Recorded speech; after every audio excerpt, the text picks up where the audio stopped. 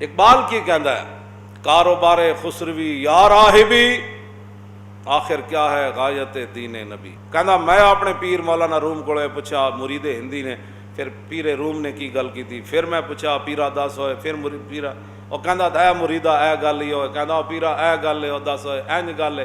پھر کہندا میں پوچھا کاروبار خسروی یا راہبی کیا ہے آخر غایت دین نبی. لو جی جڑے دین دیاں تشریحاں کردے نے اقبال کو پوچھ کہندے میں مولانا روم کو پوچھا میں کہا دس ہوئے تو میرا پیر ہے اینج ڈنڈیا چھوٹے نال حکومتاں کرنیاں جعلی قسم تے ووٹ لے کے تے جناب وزیر اعظم تے کوئی صدر تے کوئی اینج بن جانا اور پوری قوم نو الو بنائی رکھنا, اے حضور دے دین دا مقصد ہے یا تسبیحاں لے کے تے حجرے وچ بیٹھ جانا اے دین دا مقصد ہے؟ تو میرا پیر ہے دس ہاں کی مقصد ہے اور کیا ہے آخر غایت دین نبی؟ کاروبار خسروی یا راہبی کیا ہے آخر غایت دین نبی؟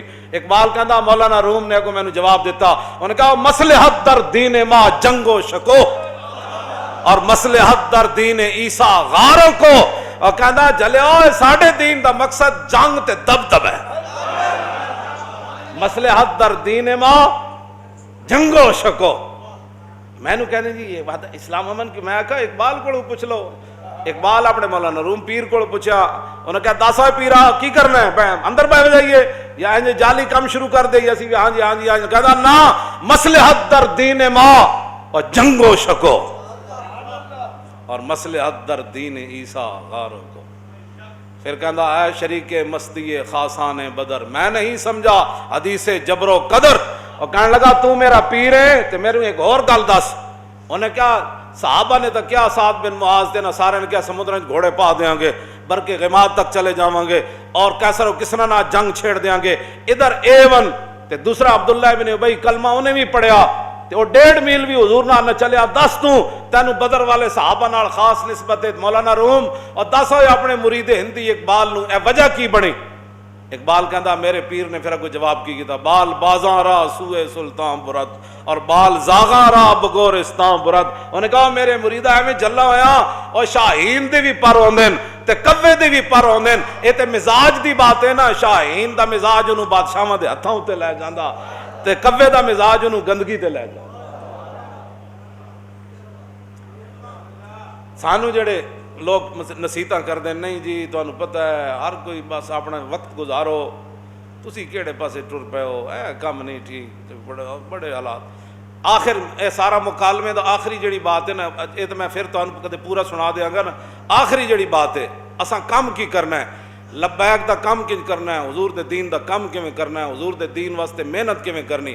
کہندا میں مولانا روم نو کیا میں نے کہا اس دیس میں نور ہے باقی نہ سوز آل دل اس دیس میں ہے تیرا روز. میں کیا میرے پیرا اور دسا اس دیس تے نور بھی کوئی نہ رہا, اتنے ظلمت چھا گئی اور اتنے سوز و گداز بھی ختم ہو گیا. جڑے دل والے لوگ ہیں انہاں دا ساتھ ہی کوئی نہیں دیندا. ہن میں اندر بیٹھ جاواں.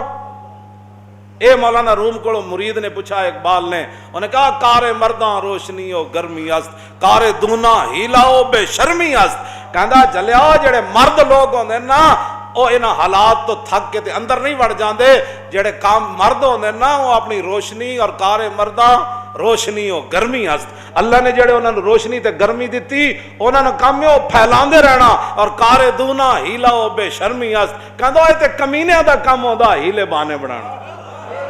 کار مرداں روشنی اور گرمی است اور کار دونا ہیلا و بے شرمی است. ہمیں اس بے شرمی اور ہیلوں سے بچا کر روشنی اور گرمی عطا فرمائے اور حضور کے دین کا کچھ نہ کچھ کام کرنے کی توفیق نصیب فرمائے. بس میں کوئی دعا ہے یا اللہ وہ صحابہ جڑے بدر چل کے گئے انہاں دے پیراں نال جڑا گرد و غبار اڑیا یا اللہ اس دی برکت نہ امت مسلمہ تے فضل کر دے.